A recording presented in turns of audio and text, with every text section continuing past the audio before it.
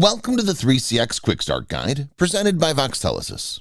In this video, we'll demonstrate how to add outbound rules in the 3CX admin console.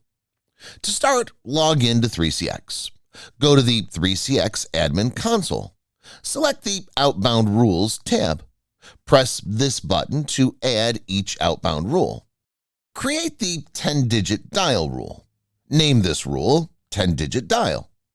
The number's length should be set to 10. Set your Voxtelesys SIP trunk as the route from this drop-down menu. Next, create the 11-digit dial rule.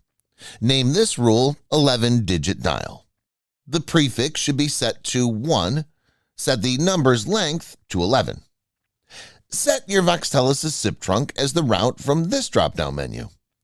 Next, create the 911-922-988 rule. Name this rule 911/922/988. The number's length should be set to 3.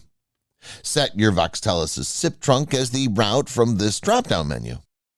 Next, create the international dial rule. Name this rule international dial. The prefix should be set to 011. Set your Voxtelesys SIP trunk as the route from this drop-down menu, then set the route's strip digits to 3. Next, create and customize the 7-digit rule. Choose a name for this outbound rule.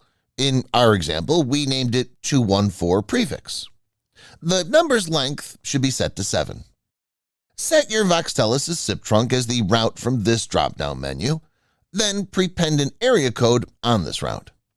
Save after each rule is created, then verify your outbound rules.